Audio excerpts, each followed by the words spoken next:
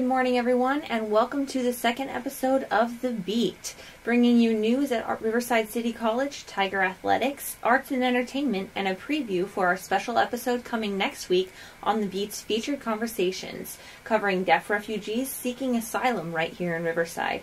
Look out for that on Tuesday morning next week, March 22nd. And now for news.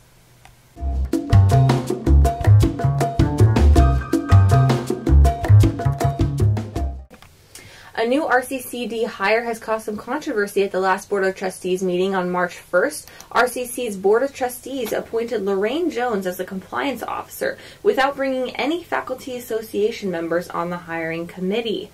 This violated a certain gentleman's agreement between Chancellor Michael Burke and RCC's Faculty Association, which was formed because of past issues the faculty had encountered with a former compliance officer. The recently hired Jones is currently in a civil lawsuit where she has been accused of covering up a rape at her former workplace, Mount San Antonio College. Of course, the trial is ongoing, and RCC school officials say that Jones, of course, is innocent until proven guilty. But the Faculty Association would have liked to have been informed about the circumstances and is submitting a report of this incident to the board. The Chancellor took full ownership for the situation at the last Board of Trustees meeting. We give a lot of attention and serious concern around how we engage with and involve faculty on hiring committees. We did not follow our past practice. That was my oversight. I own that mistake. I'm sorry for the oversight, and I want to assure you that it was not intentional.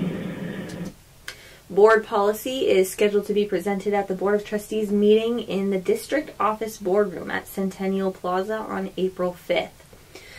On the topic of Board of Trustees, there's another Board of Trustees meeting tonight, March 15th at 6 p.m. The board will be discussing the Chancellor's report and RCC's educational master plan from 2015 to 2025. A discovery lecture by Dr. John Husing was held in the Digital Library Auditorium during the college hour 12:50 to 1:50 p.m. discussing the economic history of Riverside.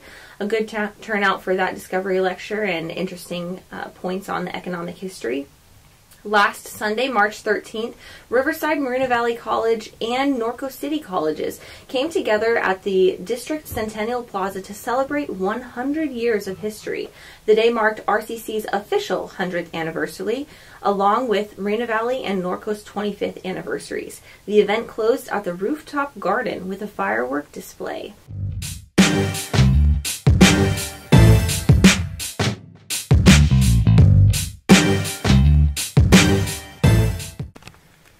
Next up for sports updates, we have Laura Tapia with us. Hey, Laura. Hey, Brooke. So I'm going to be discussing a couple games that are coming up in case you guys want to go and support our athletes. First up is women's tennis, and they're facing Orange Coast College on March 15th at 2 p.m. That'll be at the RC tennis courts. Then men and women's track and field will be facing UCI at the UC Irvine Invitational on March 18th at 8 a.m. For RCC baseball, they're facing Cypress College on March 15th and 17th. Both are away games, however, there is a home game on March 23rd at 2 p.m. Last but not least is RCC softball versus Saddleback College on March 16th. Although that's an away game, on March 19th and 20th, it's at home, and that will be at 12 p.m. Stay tuned next week to hear how our teams are doing and how these games went for softball, baseball, women's track and field, and tennis. Thanks, Laura. See you guys next time.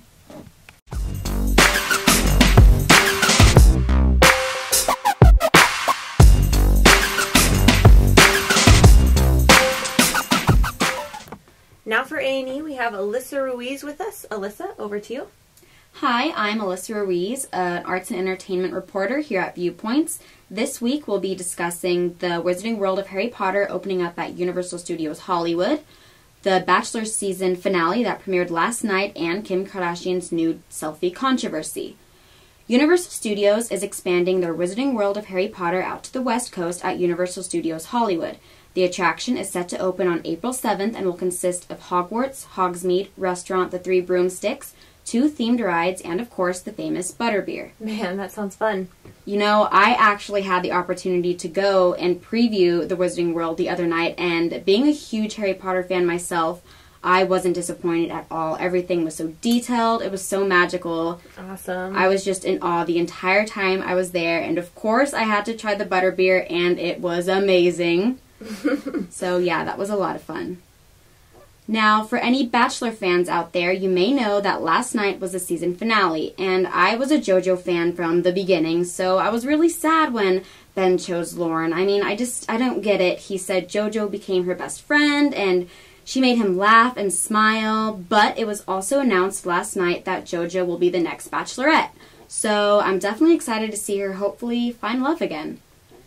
Now, Kim Kardashian's nude selfie she posted on Instagram has sparked debate and controversy over social media. Celebrities such as Chloe Moretz and Bette Midler joined in on the issue, and Kardashian fired back on International Women's Day, claiming that if she feels empowered by her body, she has the right to do so. Wow, pretty crazy stuff. I know. I mean, I don't know. I'm going to bring you in on this. Like, what do you feel about this? Like, you know, I'm not really sure why she posted it in the first place. Maybe she wants to feel empowered by the ability to post nude photos. But in my own opinion, it sexualizes the female body. And there's a difference in feeling empowered and just being able to publicize your body. And there's a difference between that and feeling comfortable in your own skin. I don't know. What do you think? Yeah, I mean, I could see both sides of the story on this one. I'm all for women loving their bodies and feeling comfortable in their own skin. I think that's great, but at the same time, I just don't understand the point of her posting this picture for 60 plus million people to see. I mean, she really didn't write back about why she posted it until after she received so much flack for it. So, right. That's Kim Kardashian for you. Exactly. Thanks for that update, Alyssa. Next up, we'll be moving on to our featured conversation. You can look out for this for next week, March 22nd. We're going to have a special conversation with lawyer Hadley Baramovich with the Immigration Law Office in Riverside about deaf refugees and their fight for asylum in the United States. We'll be discussing deaf persecution in some countries of Central America and Mexico and why some deaf individuals are seeking refuge status here in Riverside.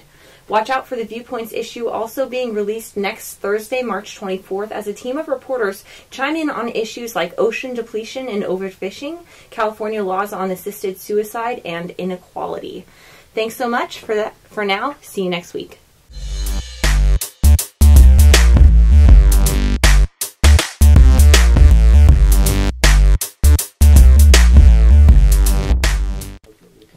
This Viewpoints podcast was produced by Brooke Carey, Alyssa Ruiz, and Laura Tapia.